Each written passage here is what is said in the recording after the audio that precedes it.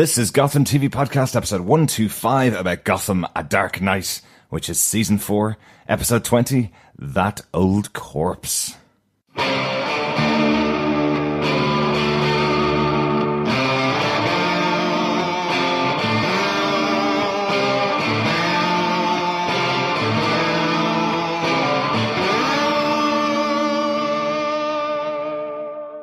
I'm David Mazouz, and you're listening to Gotham TV Podcast. This is Drew Powell, and you're listening to Gotham TV Podcast. This is Robin Lloyd Taylor, and you are listening to Gotham TV Podcast. Welcome back to Gotham TV Podcast, episode 125. I'm one of your hosts, Derek, and we're here to talk about season 4, episode 20, That Old Corpse.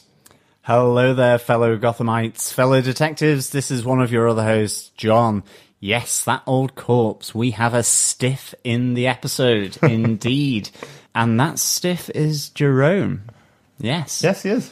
And still smiling. Yeah. He had a happy death. He certainly did. He had a great wake, too. Really, really cool. We're actually going to be getting to meet all of the people that we just had our intro from. Just under a month, John. We're going over to London for Heroes Villains Fan Fest. And we're going to be talking to David Mazouz, Robin Lloyd Taylor, Drew Powell, hopefully Cory Michael Smith, and Sean Pertwee, all 5 members of the Gotham cast that are going to be there at HVFF. Hopefully we'll also get some interviews with them this year. Yeah, hopefully. It'll be really good to speak with Cory Michael Smith. It's a long time since we last spoke to him, and that was at a round table at New York Comic Con. Oh, yeah. So it would be really good to get him one-to-one. To speak about his role as the Riddler, as Enigma, and everything schizophrenic in between, for sure. Yeah. To be honest, it'd be really good to speak with Sean Pertwee again. Again, we had a telephone interview with him, and we also met him at New York Comic Con at a round table as well. It's been a long time since we've spoken to our favourite concierge, butler, valet, and everything else in between. So it'd be really nice to talk tea and biscuits, crumpets and jam, scones and cream with that delightful Londoner that is Sean Pertwee. Absolutely. And of course, we do love Drew Powell, Robin Lloyd Taylor, and David Mazouz. We've luckily had David Mazouz on quite recently, just a couple of months ago, for an interview, which was really good fun to have a chat with him. Hopefully we'll get to meet up with all of them when we're at Heroes Villains Fan Fest. It's going to be great fun. Yeah, that would be really cool, because, I mean, like, Drew Powell has been such a great advocate, I think, for this podcast in his own way. He's been really, really good to us, doing some intros for us, as you heard at the beginning, as has David Mazouz, and of course Robin Lloyd Taylor, who again we met one-to-one for the first time at Heroes Villains Fan Fest last year in 2017. And of course we had the 2 round tables at New York Comic Con as well over a number of different years. So, and I think they've been really generous to the podcast. So definitely, if you are interested in hearing what their thoughts were back then please head on over to GothamTVPodcast.com and search for the interviews with all the stars of Gotham. You can listen to all of this by subscribing to our podcast over at GothamTVPodcast.com. Just go to the subscribe section, and of course you can subscribe to your favorite podcast catcher, Apple Podcasts, Google Play, or any good or evil podcast catcher. Please search Gotham TV Podcast. Subscribe, rate us, and leave a review, because sharing the podcast is showing the love, and that is always important. Absolutely. Peace out. I'm not out just yet. We've got a whole episode to talk about. I did learn recently they have to search either Gotham Season 4 or Gotham TV to find us on iTunes, because Gotham is actually an old name for New York, so loads and loads of podcasts set up talking about sports, set up talking about crocheting and knitting and news in New York, all called Gotham. So they're polluting the word Gotham on iTunes. So there is a podcast on Gotham crochet. So any of our Gotham crochet fans, please search Gotham crochet on any of your favorite podcast catcher. I like it. We're recording very differently the last time we recorded. We've had a week off. We were recording in a bedroom in Ireland. We missed out on a little bit of feedback, so we're just going to have our piece of feedback on episode 19 from Claire Payne. It was a voicemail feedback. Hello, Gotham TV podcast. Who wouldn't want a live barracuda stapled to their face if they lost at the Riddle factory? The people of the Narrows are pretty happy about it and can't wait to win some cold hard cash. I love how they have used some of the comic. The Riddle factory and the Riddler is possibly the best game show host ever. Lee coming in to shut him down was a surprisingly interesting move, and probably in a small percentage of people that actually like there is a genuine lust between them. I did read people's opinions on Twitter that the story has been forced, which I actually disagree with. Lee is just as intelligent as Ed. She wants to rob more than 3 banks, and like Ed asks her, does she know what she's getting herself into? Of course Lee does. My scene of the week is Jerome and Jeremiah meet again after 14 years. Cameron Monaghan is an incredible actor and is playing these two characters brilliantly. Jeremiah has already lied to Jim and Harvey about Jerome used to torture him as a child. Maybe under that normalish exterior there is a crazy person brewing, and I'm sure that Scarecrow's new toxin has got something to do with him being the future Joker. Even Harvey is worried about how crazy Gotham is going to get. I did laugh when Harvey ran after Tetchin's and Scarecrow, shouting, "Ah, you're not going to hypnotise me again." Great to see Alfred back this week. I just love the look Alfred gives Jim when Jim is telling Alfred off for not keeping an eye on Bruce. Also how there was a meeting between Thomas Wayne and Xander/Jeremiah a few years back. With the Legion of Horribles now formed, it was really interesting to see how a little uncomfortable Penguin was and decided straight away he needed an ally to join, and that he chose to be Butch. I'm going to nominate not a character but a prop this week, and it is the barrel of Slaughter Swamp water that convinced Butch to team up with Oswald, but not as friends. Some of Oswald's promises have been a bit empty in the past, but I am in hope that we will see Professor Strange again. Overall, another excellent episode with great texture and layers, and the whole cast, writing and direction was superb. Thank you very much, Claire. Thank you so much, Claire, for that feedback of episode 19. I completely agree. I think Leslie and Enigma/Riddler make a fantastic couple. I really do. And I don't think it's forced at all. I think you've hit the nail on the head. Lee Thompkins is immensely intelligent. She's bright. And of course, so is Enigma. And I think they really go well together. I like the dynamic between the two of these characters for sure. Yeah, totally agree with him. Really loving seeing Enigmakins together on the show. I know nobody was shipping them before they got together, so I know that's probably what's hitting some of the Twitter fandom, because nobody was expecting the two of them to get together. But it actually works. There's a little bit more in this episode that we're going to talk about, that we see a lot more of them together, really enjoying their dynamic. As for your Gotham prop of the week, love it. Yes, the swamp water from Slaughter Swamp was hilarious, being used by Penguin to convince Butch to join him back. Yes, and I think Penguin does have a lot of empty promises. It will be really interesting to see whether we see Professor Strange. I too also hope that he returns. And of course, I would agree that normalish exterior of Jeremiah potentially is going to give way to something a little unhinged, as we'll find out in this episode of Gotham. For all your feedback needs, you can head on over to GothamTVPodcast.com, and you can go through any of our social media outlets, Twitter, our Facebook group over at facebook.com/groups/Gotham TV Podcast, or you can send us an email at feedback@Gotham TV Podcast.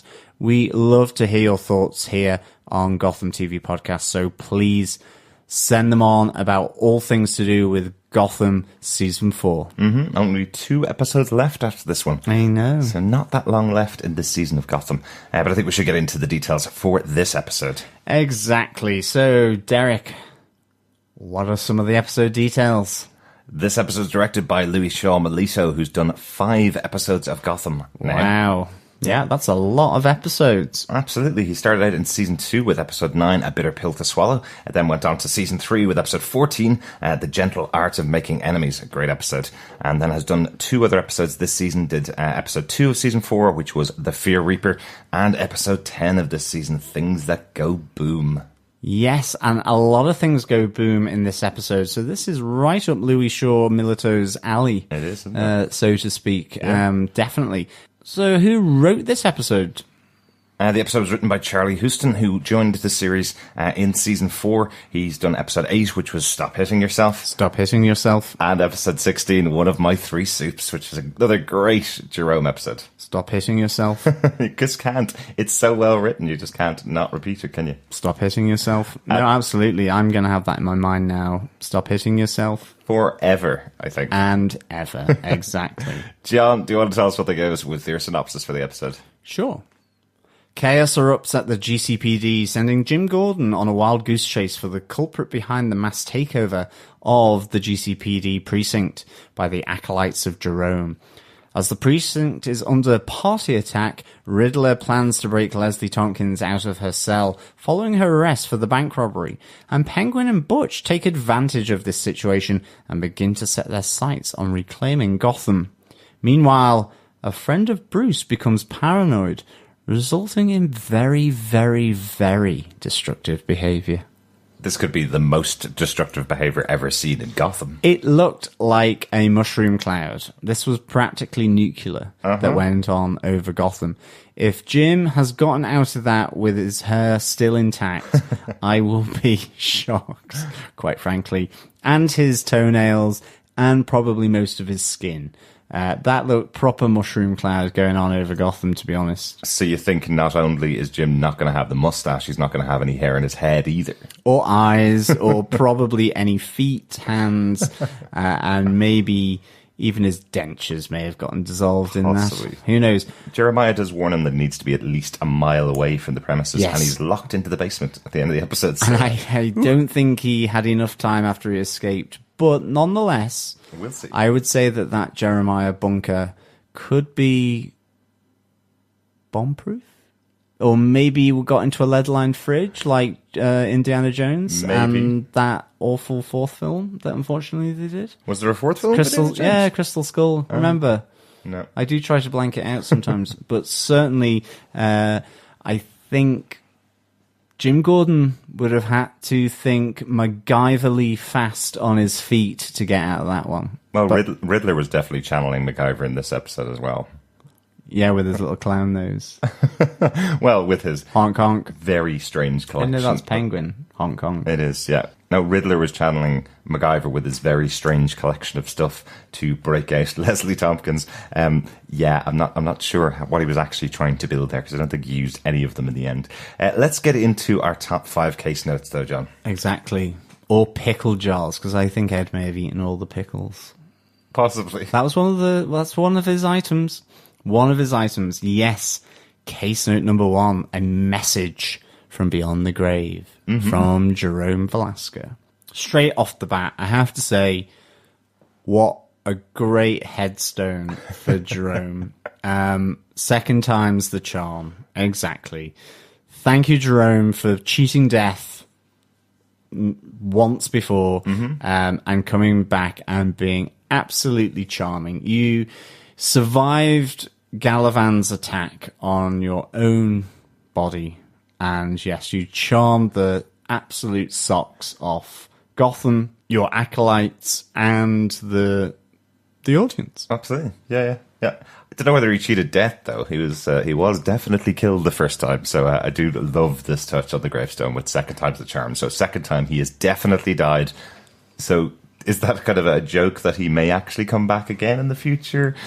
He looked to be pretty stiff this time. Most definitely, but we do have here that he has planned for eventualities. So not only does he provide instruction to his estranged brother, Jeremiah, he's also constantly on the TV screens giving out to Jim Gordon as well, which I can understand that. He has a messenger as well, a Harlequin masked clown with Jerome's tape as well. Really interesting. You know, is this kind of a fill-in or an alternative to Harley Quinn? This was a really nice choice, I think. And of course, we do find out later on that this person behind the Harlequin mask is Echo, Jeremiah's former bodyguard, which we saw had gotten turned by Jerome. So this was really good, but this tape effectively tells his acolytes to dig him up. His headstone, the second time's a charm. Maybe third time is an even better charm, because he is being asked to dig himself up to bring his body to the GCPD for a party. What is going on? What is about to happen? Because this is just, it starts to get really surreal. And to be honest, this whole wake at the GCPD that's going on or that's about to happen is fascinating. But I love the fact that the acolytes are still there as well, and they absolutely hang on every word. Oh, absolutely, yeah. It did kind of remind me of Weekend at Bernie's 2. The idea of dragging a corpse from a graveyard to a party in the GCPD.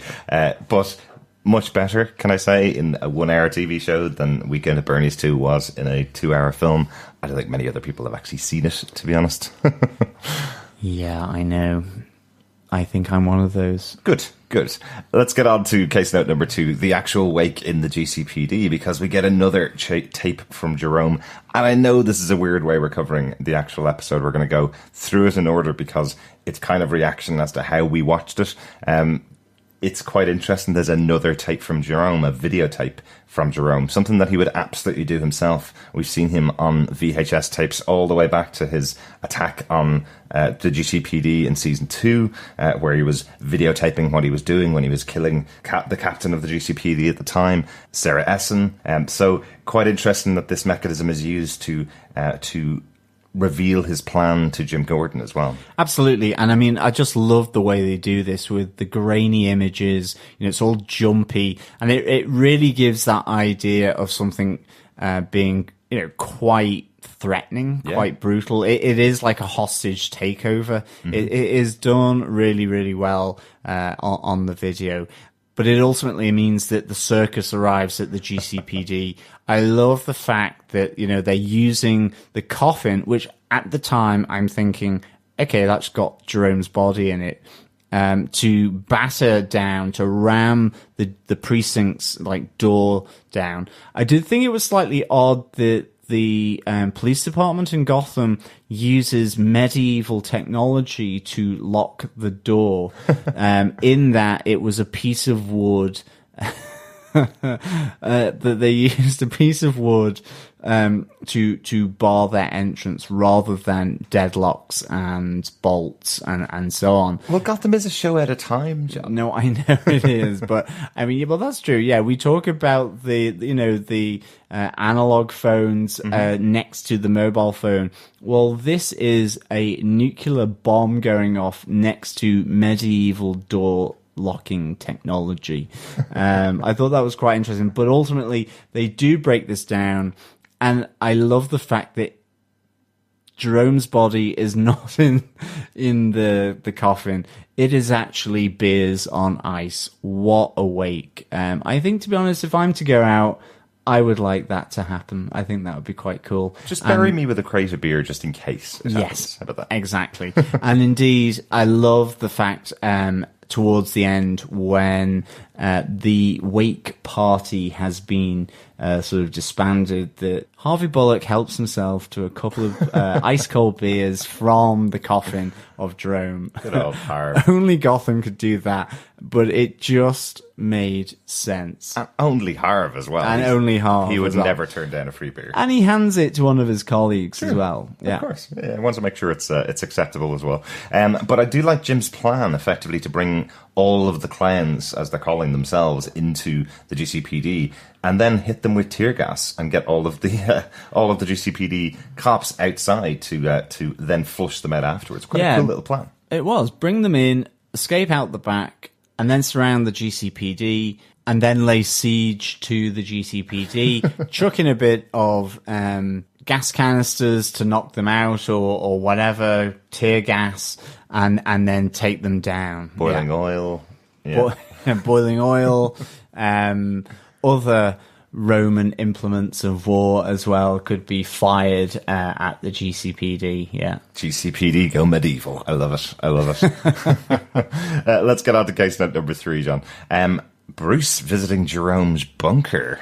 Ooh, we see that Bruce has been supporting Jerome's project to make sustainable energy for Gotham. I was wondering whether the energy that's being created here with Jerome's work, I wonder, is this something that Bruce will be using in the future to power things like the Batcave, which many times in the comic books and the movies and other versions of the lore and the storylines that have gone with Batman have been the only things left online when Gotham gets knocked offline, that his Bat computers are left online. I wonder, is this something that they may take into the future? I think that's a great idea, and even that it powers the Batmobile in the future as well. I thought this was a really nice idea in terms of sort of leading into those kind of tech elements that Batman is so famous for.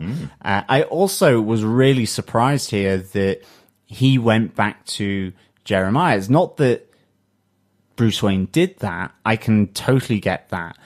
But that Jeremiah seemed to be his old self. Because the last time we saw him, he was getting a face full of the old happy gas and really didn't expect that. And I was like going, okay. And I was waiting for Jeremiah to go kind of bonkers whilst he was there in his bunker.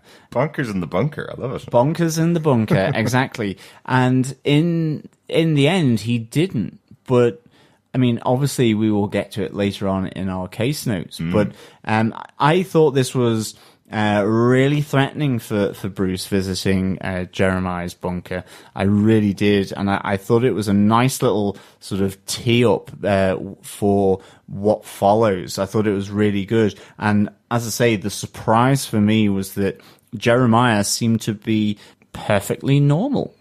Clickety eye, twitchy mouth.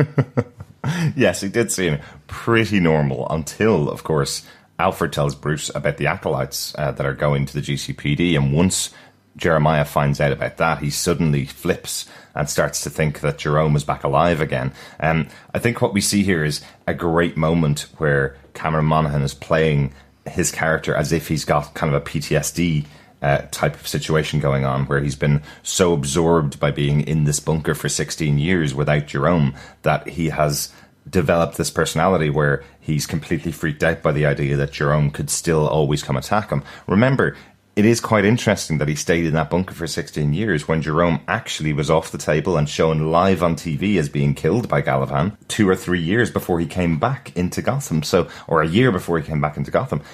Jeremiah didn't leave the bunker during that time. So it's quite plausible here, the act that he's putting on for Bruce. It's quite plausible that he would be this freaked out about Jerome coming back, or the possibility of Jerome coming back again, as we pointed out earlier on. But I like that Bruce is going over there to kind of console him, help him through this situation, because he knows, or thinks he knows, how badly Jerome has treated him in the past.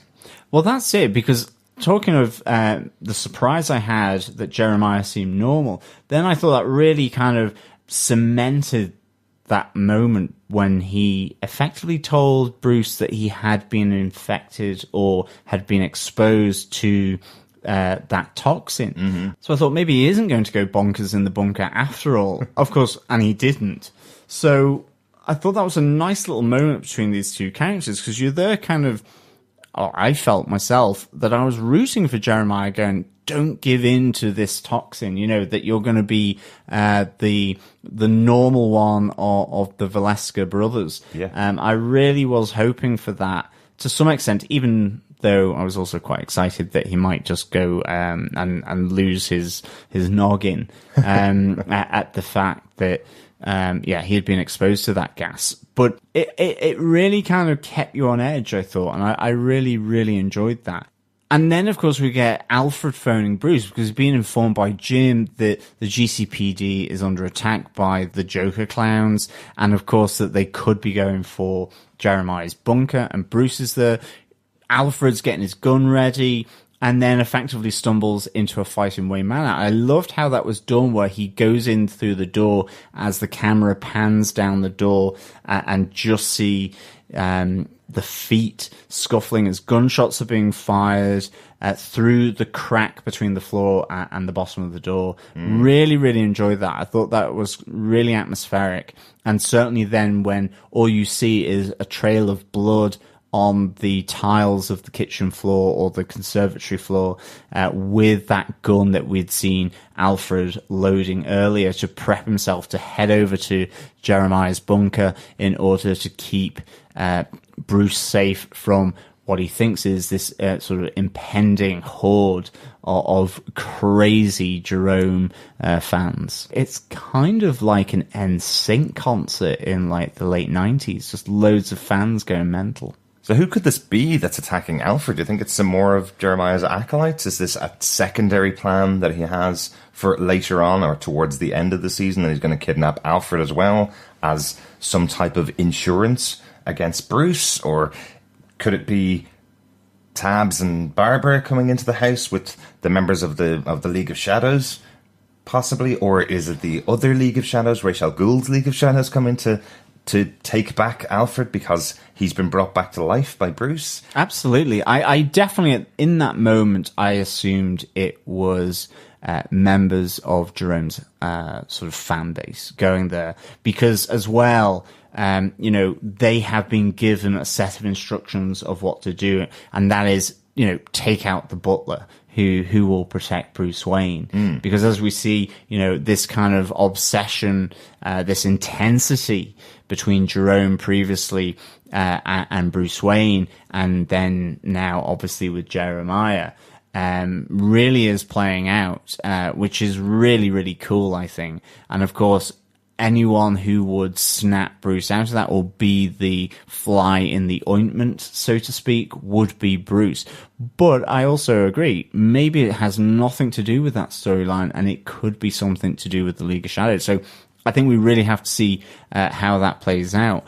Like, genuinely, if I hadn't seen Penguin and Butch sitting down in Falcone's house later on, kind of talking to each other about how their lives are going now, if we hadn't seen that scene after the scene with Alfred, I almost thought it was the two of them coming in to do a bit of a power play and go, give us $1 million or else you won't get your butler back, but it wasn't them either. So no, be intrigued to find out though. But of course as well, unfortunately, Bruce plays into the grand plan that he is not aware of, and unfortunately suggests probably one of the most dangerous things, which is to take Jeremiah to Jeromes Grave to really prove to him that he's dead.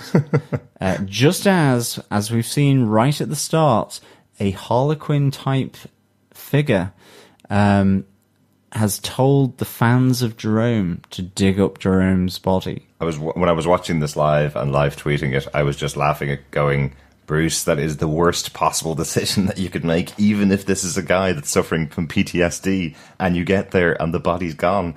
What's going to happen to him? You're just going to send him over the edge now, as if Jerome has crawled out of his grave and is coming after Jeremiah. It's a really bad idea. Get out of there, Bruce. Exactly. But as Bruce is heading over to Jerome's grave with Jeremiah, I think in that interlude, we should move on to case note 4. Yeah. Because in the meantime, Riddler comes like a knight in shining armor to save Leslie Thompkins. Yeah.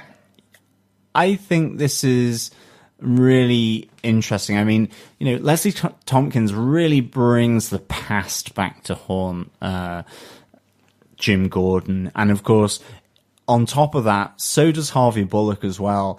Leslie's in prison, and Harvey is trying to encourage him to effectively leave the door unlocked so that she can make her way to freedom. Yeah. And Jim recently has been questioning everything, and he's just got his partnership back with Harvey kind of back on track, really. And that has been with the two of them coming to that mutual recognition that they've both done bad deeds. And I think that's where Jim has tried to draw this line.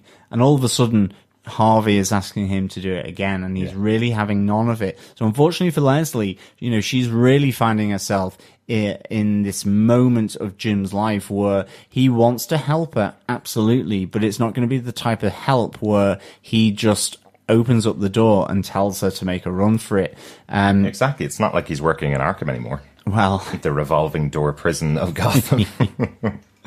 Yes, he was the worst prison guard.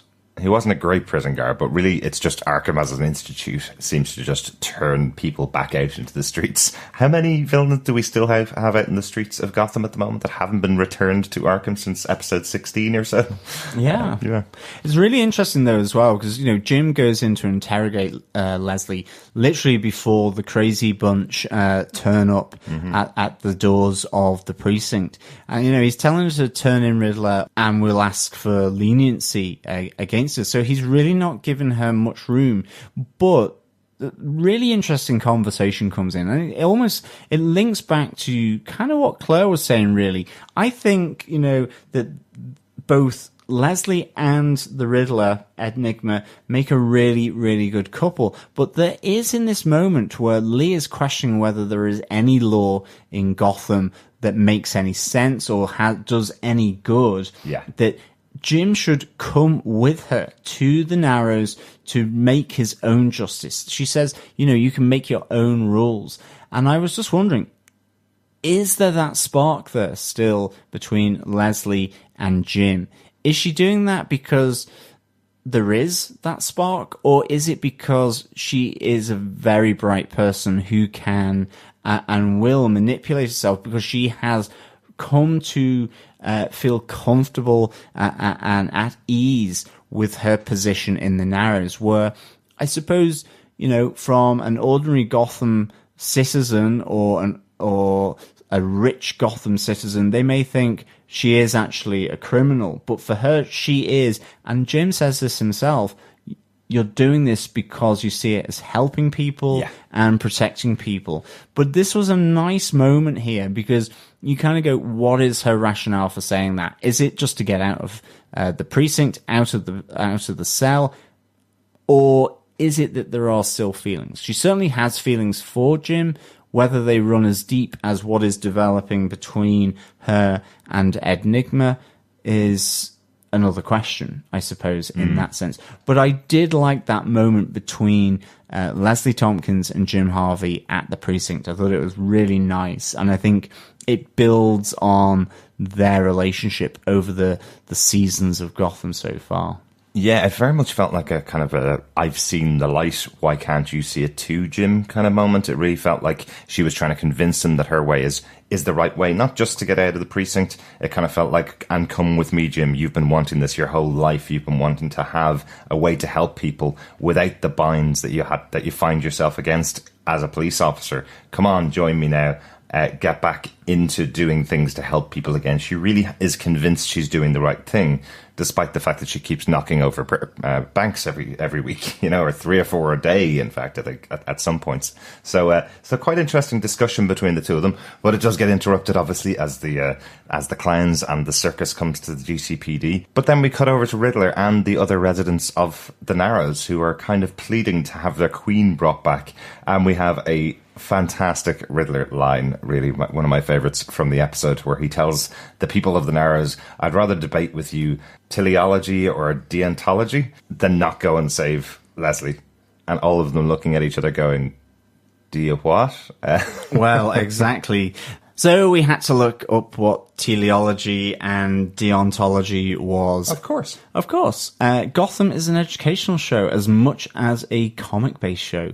So teleology is the explanation by reference to some purpose, end, goal, or function. So that is the means to an end. Exactly.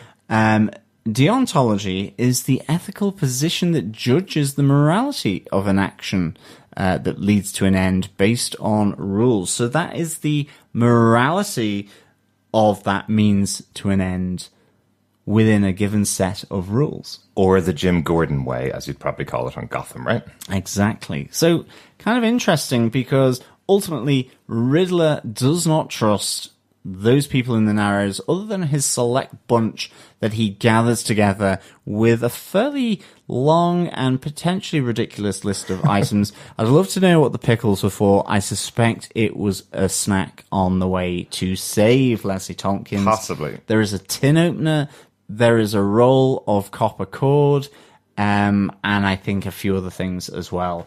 But I would love to see that escape plan. And he uses absolutely none of it because he arrives dressed in his full Riddler costume to the G.C.P.D, standing right out front of it. So if they were going to walk in the front doors, I don't know what they were going to use any of that stuff for, but sees that it's already under attack by the circus, so can't use any of them, and ends off just dressing as a clown to get inside. Yeah, and oh my god, I loved the clown. I loved his nose. I loved the hair being blown out of his eyes. I love the fact that he gets knocked out by Leslie as well as he tries to rescue her. She realizes who it is, and then that moment where he comes around and she's looking at him, he looks so ridiculously funny but cute in that context of him and Leslie having a moment, and the little squeaky clown nose as well as Leslie takes it off his real nose was so good. Absolutely loved it. Oh, totally agree with you. Just really funny little scene here. And just a little more cuteness to their relationship, I think. He brings the gas masks, though. That's actually how they get out of all the items that were used. I suppose it does help having both of these characters formerly working for the G.C.P.D, so they kind of know the protocols of what happens when it's under attack. He instantly realizes that the next plan that Jim would have is, if it's completely overrun, they're going to release the gas. So on with the gas masks and out they go through the door. A really good choice here, I think, directly afterwards when you see Harvey and the rest of the GCPD agents coming back in to take back their home. They go down the stairs and you see Leslie and Riddler underneath the stairs just holding each other or standing with each other. But they kind of flip that thing that you see in many movies where where two characters are trying to hide from the cops and they have a quick smooch to hide their faces from the police as they go past. They don't need to do that. The police don't see them, but they do have that little smooch afterwards. It's not to hide their identities. It's because they want to, really. But I like it's preceded by Riddler saying, "Don't just manipulate me. That's not what I'm here for." Yeah. Nice little touch. Really nice little touch. The only thing with the gas masks that they wore was they were the only people wearing gas masks. Not even the GCPD running into the smoky GCPD were wearing gas masks as they looked to arrest all of the crazy wake partygoers. So of all the people that stood out, it was the two people with gas masks. So they didn't even look like police going in. So I thought that was a little funny, but nonetheless, hey-ho, it is what it is. I like it. And with that, we are on to case note 5, Best Friends. Aww. Yes, Bruce and Jeremiah. Bruce thinks he is a good friend to Jeremiah. He's giving him Wayne Enterprise contracts left, right, and center. Jeremiah is certainly putting up a really good front. You know, he says, "You can trust me. I am your friend," says Bruce, and I believe in you. Bruce is really trying to rehabilitate Jeremiah after what happened a couple of episodes ago. He's given him this contract. He's really trying to get Jeremiah over Jerome, over his own shock and PTSD by taking him to the graveyard to show, look, here is a grave with the stone of Jerome Valeska, except when he gets there, it's all been dug up. Of course. So poor Jeremiah at this stage, you're going, okay, he is going absolutely crazy. He is totally paranoid. You really buy into that performance of Cameron Monaghan. You really do believe in this moment that he is suffering here. He's been honest with Bruce about the laughing gas. He's still working with Bruce that we didn't really know until this episode. And he's kind of having this slight meltdown. The nervousness, the paranoia, the edginess of it all is absolutely so well played by Cameron Monaghan. And, you know, with what comes after that, I just felt it was sublime. I really enjoyed it. That wiping of the makeup off his face so reminiscent of the original Batman film with Jack Nicholson. Oh, yes. I just thought it was so well done, and such a contrast to Jerome, but I would say almost more chilling in some ways. Yeah. It's at least equal to Jerome, because it is that restrained, cold craziness that is just so well done here. I love these scenes, I have to say. Really, really good. And totally with you, John. I totally get bought in to what Jeremiah's doing here. Totally feeling for him, going, Bruce really needs some help here to get this guy's mind back together before he goes off on one and shoots Bruce by mistake. That moment where he thinks that Bruce is Jerome, taking over Bruce's face and takes the knife out to cut off some of his face. You totally believe that. And then the twist, yes, the flip. And it's done even better because we have the contrasting side of the story as Jim Gordon, the other Knight of Gotham, is down in the bunker seeing a video of Jerome where he's giving him the whole story and explaining to him what's going on. And the reveal is actually to both Bruce and Jim at exactly the same time, that Jeremiah has just been playing the game the whole time. He's just been doing it to get all of Jerome's followers to follow him so that he can get Bruce. It's so interesting. It's a nice twist. I was kind of wondering whether one of the videos was Jerome's video that he had left behind for Jim, and then Jeremiah takes over and becomes the extension of that video, potentially, or is he playing Jerome the whole time? I just don't feel like Jerome actually left this plan behind. This was all Jeremiah's elaborate plan. Well, that was it. For me, in watching this, in the moment, I absolutely believed that across it all, Jeremiah was playing the game. Everything with Jerome Valeska in all the previous episodes of Gotham, that behind him was Jeremiah watching him and, in effect, in some ways, maybe controlling him, knowing what he was going to do, because it really just felt like all the time Jeremiah had been the puppeteer for Jerome Valeska.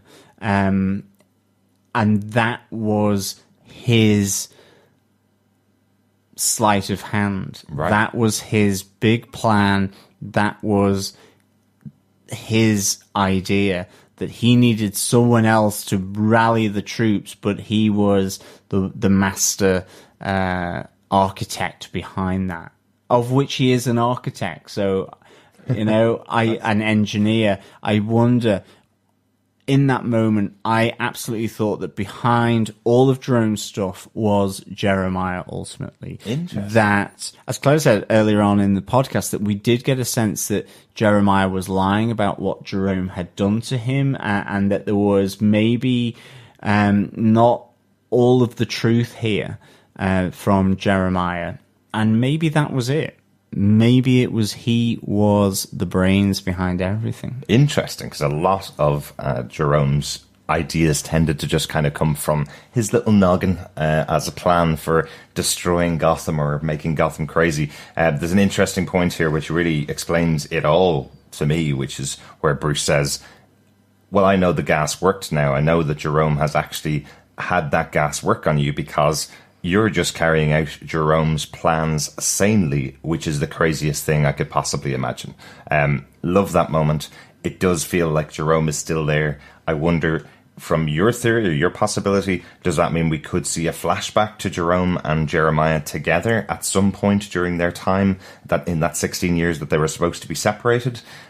We see here Jeremiah is hugely manipulative and can cover his tracks really well. So that's absolutely a possibility that Jerome had gone in and out of meeting up with Jeremiah. I don't know whether he takes instructions very well, but it'll be interesting to see whether we see some more of that in the next 2 episodes. Yeah, but it is that idea of just give him a nudge, and as long as you know his personality and what he will do, that you can predict, and he's very much a controlling, calculating criminal by the looks of Jeremiah, that he knows, what range Jerome is going to react and act on, and so he builds his plan around that. Yeah. So it's really interesting. And I also loved what you were talking about with regards to the Batman games and the idea or the theory that's being floated around this depiction of Jeremiah / Joker, and also with the previous incarnation with Jerome as well. Yeah, this was pointed out by Kareem Masri. He says Henry Adams from the Arkham Knight games is very reminiscent of what they're doing here on Gotham with Jerome and with Jeremiah. The idea in those games is that there are 3 people still left alive after, spoilers, the Joker dies in one of the earlier games. They're left alive with Joker blood in them, and 2 of them are fine after some time. It feeds out of them, and Henry Adams in those games is the character that actually becomes the Joker, becomes the reincarnation of Joker, because he's been so exposed to Jokerness, effectively. So quite an interesting one. Really good point, Kareem. Really like it. Thank you so much for that. But a great idea that this could be the way that Jerome and Jeremiah are kind of becoming the Joker before the Joker's there, and then it will lead into another Joker in the future. One of them or somebody else in the future. Yeah, no, it's a great idea, great theory. Thought it was really, really interesting. And of course, what we then see is that the batteries that Jerome, the sustainable source of energy that Jeremiah, I should say, has done, are ultimately bombs when they're left unchecked. Oh, yeah. And one heading off into oblivion right next to Jim, who hopefully has escaped with his eyebrows unsinged. But we see Jeremiah and Echo heading to Wayne Enterprises to pick up the rest of these devices after he's killed a couple of the Wayne Enterprise security guards. Wayne Enterprises is a bit like Arkham Prison, except people can always get into it, into the R&D, rather than escape out of it. So it's kind of got the reverse leaky... Yeah, it's got a leakiness about it. Has Wayne Enterprises. It's just that anyone can always get into this high security research station. I could see how Jeremiah could get up there. He's been working on these things with Bruce Wayne, so I can see how he can get there. But when he answers the guards and says, "Oh, I do have somebody else with me," they don't reach for their guns instantly. They just get killed effectively by him. So yeah, that they could have been a little bit better guards, definitely. But I love how this bleeds into the new outro for the episode, where we have the Gotham logo flashing with the kind of bug lighting. The blue lighting instead of the police siren lights. Yeah, exactly. That's quite cool. That's quite very cool indeed. That is all of our notes for this week. Overall, there, John, some great moments in this episode. Yeah, definitely. Loved this episode so much. Yeah. Add some great lines in there. I loved Harvey Bullock coming in and interrupting Jim Gordon with the line, "Sorry to stick my face in your business." Absolutely. Really good one. There's a little bit of Butch and Penguin in here. We don't see a huge amount of them. We just get them talking about, as I said, the pain of all of the things that Penguin has promised to Butch. Butch is still slightly sticking around, but he is kind of saying, "I'm going to crush your throat if we don't sort out something soon." They're living in Falcone Mansion and robbing liquor stores just to pay for food, so not really on the good side. But they do torture Jerome's ex-follower for information. Well, not only do they torture him for information with chicken bones up the nose to make him talk, but we do have that fabulous moment where the cattle prod is being used repeatedly by both Harvey Bullock and then by Jim Gordon. And then I love the fact that Harvey Bullock is there with the boot almost closed and just like sticking it in, getting his daily fix of cattle prodding. Is he the new electrocutioner of Gotham? Absolutely, yeah. That would be pretty awesome. What's the Gotham moment of the week, John? It's the Jeremiah. Definitely has to be. I love that moment in the crypt in the cemetery, where you get that reveal coupled with the reveal to Jim, and just the realization from both Bruce Wayne and Jim Gordon just what deep doo-doo they are in. Yeah, some great moments there. Definitely one of my favorites. My Gotham characters of the week. And mine. There's 2 of them. And mine. Because it's one of my favorite funniest moments so far in the last couple of episodes anyway. It's the two prisoners that are in the G.C.P.D transfer van, played by Michael Daly and J. Cameron Barnett. That moment when Riddler opens the door and gets some information out of them, and one of them goes, "Hey, it's the Riddler, we're saved," and then the door gets closed in his face, and then immediately afterwards Penguin and Butch come up, open up the door, and he goes, "The Penguin, we're saved," and then they close the door in his face again, and then the other prisoner responds to him, "Do you ever get tired of being wrong?" Fabulous little moment. So good. Love these kind of background characters in Gotham. As we've always said, these are the ones that we always want to highlight in the podcast. Really good, fun characters. Yeah, really, really good. So overall, John, how would you rate this episode of Gotham, That Old Corpse? Well, I absolutely love this episode. I give it a strong 4.5 sweaty palms out of 5. Ooh. I really enjoyed this, from Jeremiah and Bruce Wayne's relationship, best friends, and the whole reveal to it being done in conjunction with Jim Gordon's realization and the reveal by Jeremiah that in some ways, and this is my current theory, that maybe he has been the orchestrator of everything to do with Jerome in the past. Interesting. I really thought that was fascinating. I loved the Harley Quinn sidekick in the form of Echo, who was Jeremiah's previous assistant. I thought that was so good. All the crazy Jerome fans, brilliant. The coffin filled with chilled beer, and especially Harvey taking a couple of bottles after the siege of the G.C.P.D is brought to a crashing end with tear gas and smoke bombs, even though the G.C.P.D don't need the gas masks to go in after them.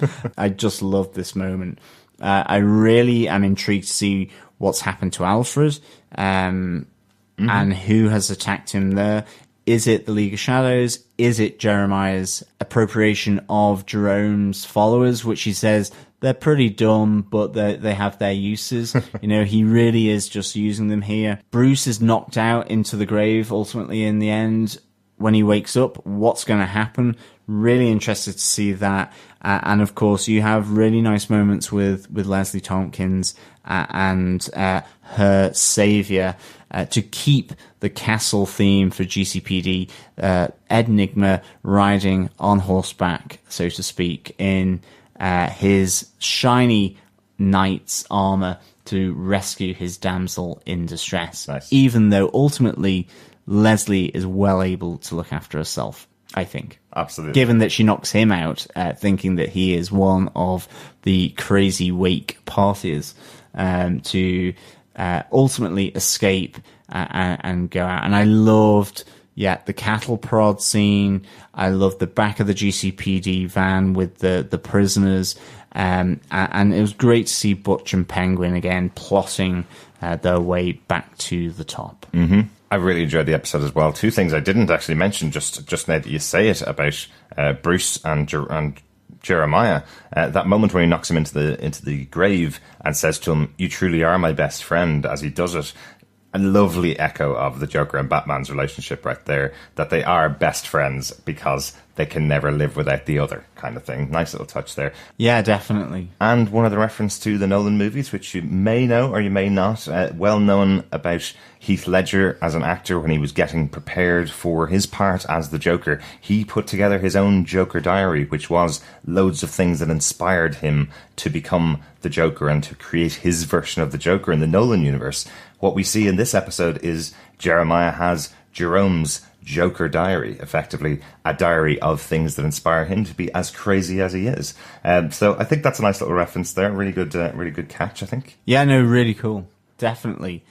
I think with that, onto some feedback. We have some feedback in from our Facebook group, and you can head on over there to facebook.com/groups/Gotham TV podcast, and you can join us there. But one of our group members, Charlotte Bain, she says, "Where do I begin? Jim, stop being mean to Harvey. Jim needs to move on. Lee has. Ed and Lee, they are funny. That chemistry between them is so cool. Alfred, he's going to be fine. He is 007 Alfred. That formula on Jeremiah really brought his true self out. I knew it was him on the second part of the tape. Wiping that cover-up makeup was paramount to Jeremiah's reveal. Poor Bruce. He tried to help him, but he was just too late. Echo, I knew that was her under the Harley mask. Getting back to Jeremiah at the grave, that was an iconic villain and superhero relationship statement. You're my very best friend to Bruce. They have history with each other. I loved it all. Thanks so much, guys. Love you all and your podcasts.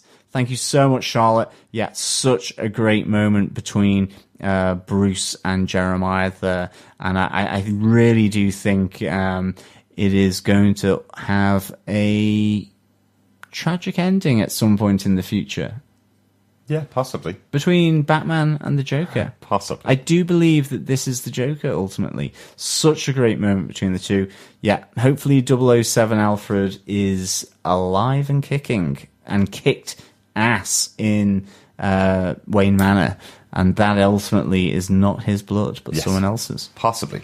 I think he's going to be all right. Just to state again, I still don't think Jeremiah is the Joker. Until he is the Joker, he's not the Joker for me. They've pulled the rug out from under me way too many times. I thought the reveal was going to be that Jerome had covered him in his makeup and sent him up to that top of that roof with Jim Gordon to be shot, and it was actually Jerome still alive. Thought that was going to be the twist in this episode, so I'm waiting for them to pull the rug out from under me once again, and there's a third one, or Jerome gets reincarnated, or Jeremiah dies and gets reincarnated, so I don't think he's the Joker right now. But he's still my favourite Gotham Joker so far. Yeah, absolutely. Really looking forward to seeing what happens. We have some other bit of feedback as well through our voicemail. You can go and leave 90 seconds of your thoughts so that we can air them on the podcast. Just head on over to Gotham TV Podcast, and on the right-hand side of the screen, there is the voicemail tab, and you can fire away and leave your thoughts on all things Gotham. So yeah, fire away, Derek. Roll tape. Hello, Gotham TV Podcast. Another great, extraordinary hour of Gotham, and every single moment captivating. I've only watched the episode once, to my normal 2 or 3 times when I send you feedback. Whatever extra Jerome has put into Jeremiah's dose of laughing gas has worked and made the character of Jerome even more intriguing and sinister than Jerome. The request video of Jerome for his wake to be at the G.C.P.D. was an amazing twist in that it wasn't Jerome in the recording but Jeremiah. The only thing that made me question that it wasn't Jerome in the video, he called Jim Jimmy, and Jerome most of the time called Jim Jimbo. But at the same time, I would have believed Jerome would make a video like this. Favourite scene was Bruce and Jeremiah, in fact all their scenes together, from working on the generators, Bruce taking Jeremiah to the cemetery to help him overcome his fear of Jerome still being alive, to the big reveal of removing his skin colour makeup, revealing his new pale complexion. Bruce being sincere and wanting to help Jeremiah and backfiring on him as he ends up in the open grave with Jerome's body. Character of the week. Again, a lot to choose from, but the prisoner in the back of the G.C.P.D. van, when he saw the Riddler, he thought they were saved. And then seeing Penguin, he also thought they were saved. Really love how Butch is losing his patience with Oswald. He's so desperate to be cured, which pushes Oswald into doing what he does best, finding an opportunity in which this instance was a news report on the TV. Absolutely loving Lee and Ed and how the people of the Narrows wanted to break their queen out of the G.C.P.D. Ed dressed up as a clown was brilliant to blend in with the wake happening with the crazies at the G.C.P.D. A nice scene between Jim and Lee as well. Many thanks, Claire. Thanks so much for your feedback, Claire. That's really good to hear. You're on exactly the same pages for the Gotham Character of the Week, I see. Yeah, absolutely. Thank you so much, Claire, for the feedback. It's really good to hear your thoughts there. And yeah, completely agree. The prisoners in the back of that G.C.P.D. van are great characters. Yep, the scenes between Bruce and Jeremiah are just so well done by these two actors, David Mazouz and Cameron Monaghan. They are really good together. It has that chill that runs down your spine in the same way as it was when it was Jerome and Bruce in the mirrored hall at the circus during last season. So these two work so well together. It's really a pleasure to see. Yeah, absolutely. And a really good catch on Jeremiah possibly being the one because he says Jimmy instead of Jimbo. I didn't catch that at all. Good catch, Claire. Thanks so much for your feedback. One final piece of feedback just from YouTube on our last episode. Scott Boswell says, a chippy, or chippy, is old American slang for a floozy, a cheap woman. Just so you know.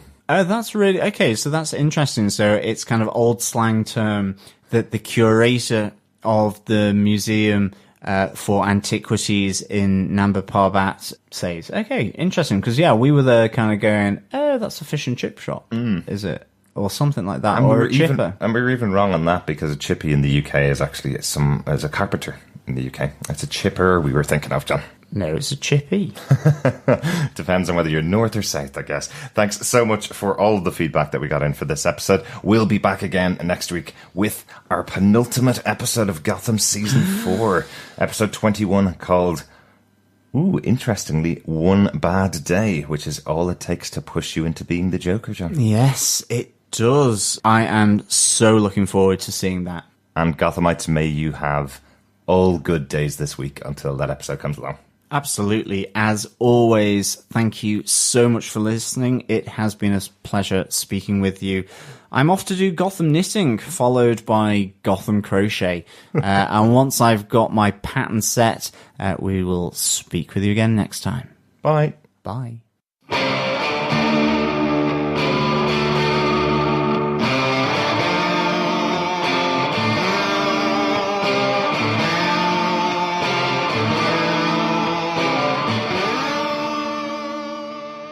Thanks for being a Butch supporter. Butch loves you, baby.